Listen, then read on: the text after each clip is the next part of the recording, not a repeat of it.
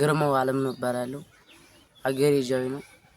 እድሜ 14 ያመጡኝ ቀበሌ 4 ነው። አቤ መሩ ሃይላንድ እየለቀምኩ ያለ ልብስ እንስጥ ምናምን ብሎ ይዞ ይመጣና አዳ ምግብ ምናምን አለና ይዞ ይመጣና ያ መውጣት አይቻልም ምናምን አለኝ። አይሻልኩኝና እያልኩ አስገባኝና እንትን ሲመጣ መኪናው ሲመጣ ይዞና አዳ ሞከር ላይ ወሰደና 3 ቀን ምናምን ሜዲካል ምናምን አየና አስቀመጠ። ታዲያ በ6 ምናምን አሰብ በላይ የሚባል ምንሻ ነው ይዞን ሄደ።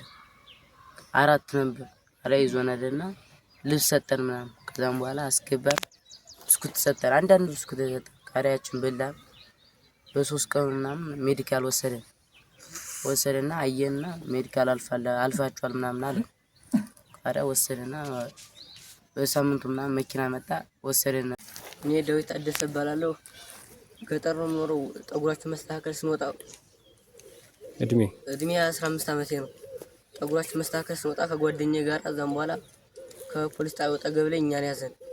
አዛ ያዘና ከተተን ደግሞ አመጣና አንዳንድ ብስኩት ሰጠን። እዛም በኋላ መንገድ ላይ እየመጣን እያለ ተያዘን። እዛም በኋላ አሁን እዚህ ያለን በራብ ተጎድተን ነበር። እዛም በኋላ ከመጣን በኋላ መንገድ ላይ ከፋኖ ተይዘን እራትም ምናምንም በልተን እኛም ጥሩ አግኝተን ታይተን ያለን። እየታሰሙ ከነበራለሁ ያለው መራዊ ነው የመጣው። መራዊኛ ቆለለው ነው እና ገበያ እየመጣው ሳለ መንገድ ያዘኝና ያው በቃ እንዴና አብደና ምናምን ታያየቀኝ ብዙ ነገር ታያየቀኝና እና ትፈልጋለህ አለና በፍርድ ቤት ወስዶ ዘገኝ።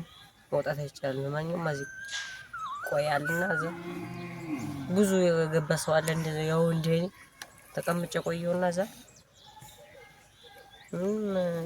መፍትሄ የለውም። ማዛ ሰነበቱን ብስኩት አለ አንዳንድ ሰጡ ያንን እየበላን ተቀመጠን። ነው ብዙ ከኔ ያላነሱ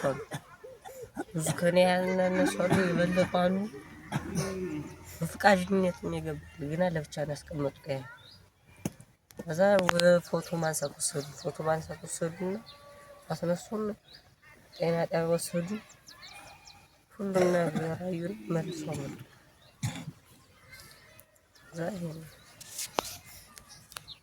ደግሞ እየመጣን ሳለ መንገድ ላይ ያልን ሳለ እዛ ፋኖች ከያዙ በኋላ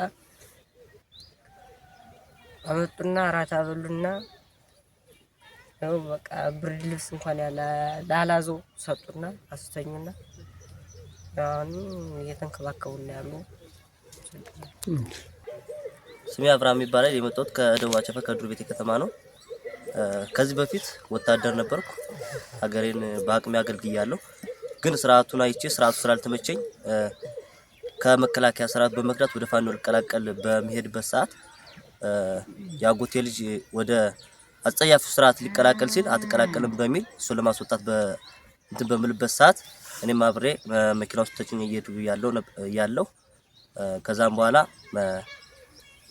ያማረው ፋኖ መንገድ ላይ አስቀርቶናል። እናም በእንክብካቤ እየተንከባከበን ይገኛል አሁን ላይ ማለት ነው።